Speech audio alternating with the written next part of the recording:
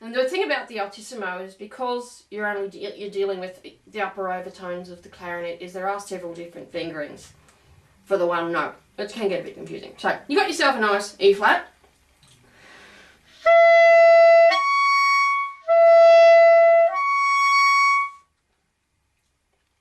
And now we move on to the E. E, overblown G.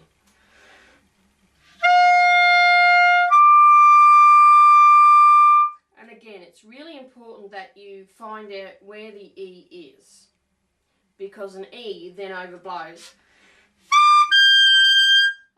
to an A. So really get to know, so that you know where the E is. Now, there's a few fingerings for an F, and I'll go through them. But the most common F fingering is your overblown A flat.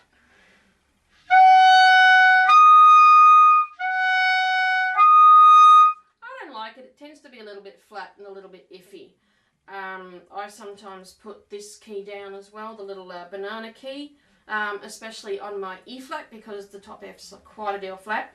But I have, and of course there's your long F, which is very, very safe. So say if you were playing the Weber second concerto.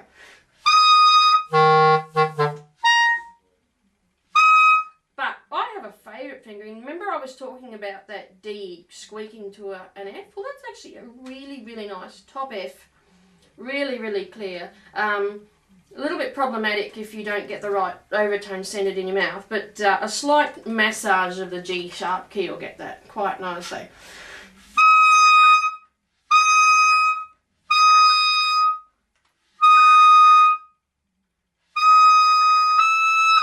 Oh, there's the F sharp fingering.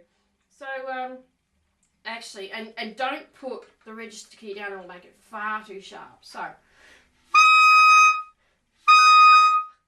I love it, this sound. So if I was doing the Weber too, you know, but that's personal choice. So you've got three fingerings. You've got this one, the overblown A flat. You've got the overblown D with a slight massage of the G flat key, and you've got your long F, which is very, very dependable. Can be a little bit sharp. Okay. So F. Now the G, as you will find, is both an overblown E and an overblown C sharp, but you need to add the key. So, you know, centre. So this can actually kill two birds with one stone. What you do is you go E, C sharp, and then G. So, and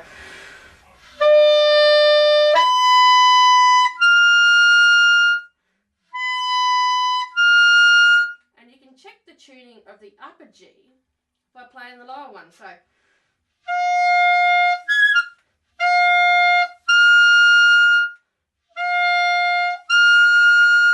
there's a few fingerings for the G. I know that 1-3-1-3 is quite popular.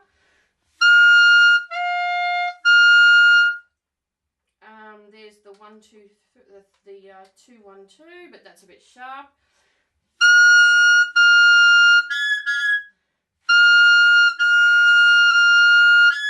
So there's not much difference. And of course, the as you just heard, the G actually overblows to a top B. So see, that's the overtone system for you. So you really need to centre it. So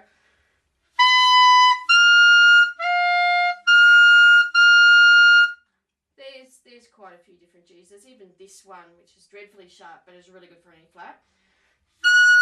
Well, actually, that comes out as an A sharp, an A flat here, but okay. So you got yourself a nice G. That is a really, really strong G, as is that one.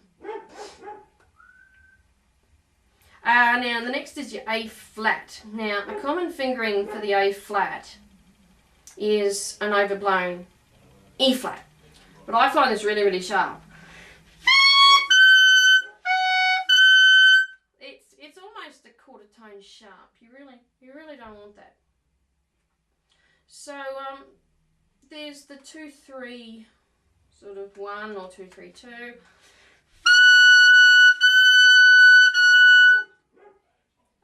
I tend to use everything open bar the middle finger.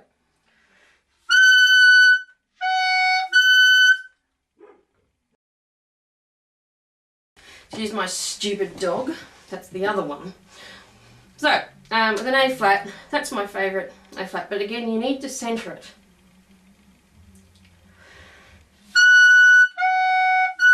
So that's flat.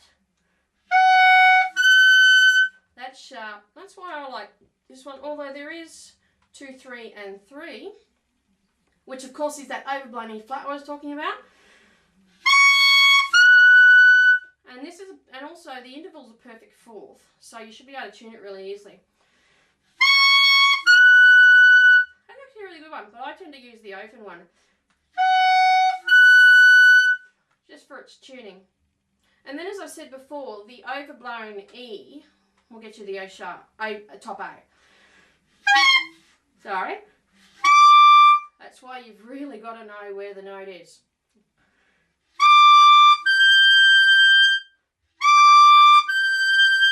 And while I would recommend that you do have a slightly harder reed if you're going to go way up into the altissimo, I need to stress that if you bite, you won't get a very nice sound. So might come out a bit easier, but it's not as nice a sound. It's not as free as when you centre the note in your mouth. So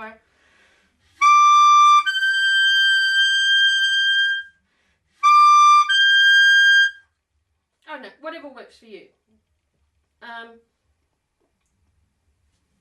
And then you sort of, then you really go into the altissimo with your top B flat, which is kind of an overblown everything.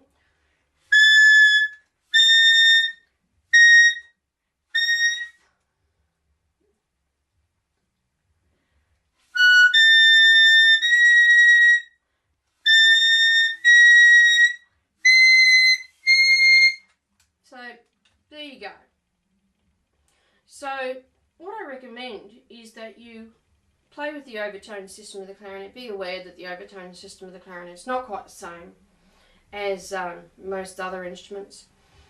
So to get a really good sound in the altissimo, you need a really, really good sound in the clarion. So take the lower notes, take your E, make it into a C sharp.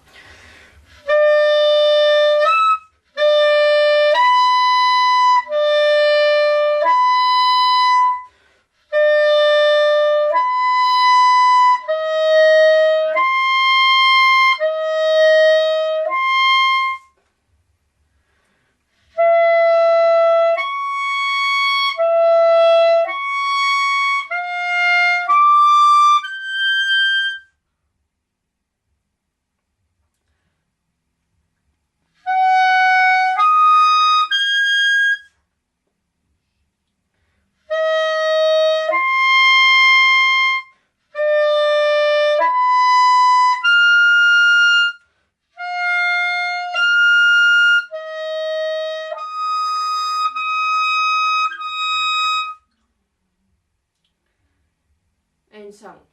So there you go. I've had quite an in-depth discussion on the altissimo register. So the best thing for controlling it is to know actually where the note is, because once you start playing bass clarinet and E flat clarinet, you got to know where the notes are, because you have a lot more control over your B flat clarinet than you do over a larger or smaller instrument. That's just the way it is. I remember from my days of playing bass clarinet that you really have to know where the note is, or the bass clarinet being so much bigger has so many more overtones that unless you know where the note is, you'll never find it by trial and error.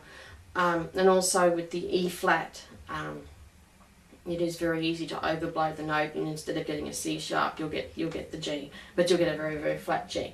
So that's my 2 cents on the altissimo register. As I said, if you have any further requests on aspects of clarinet technique and you think I can help, just send me a message and I will try to oblige. So thank you for listening. Bye for now.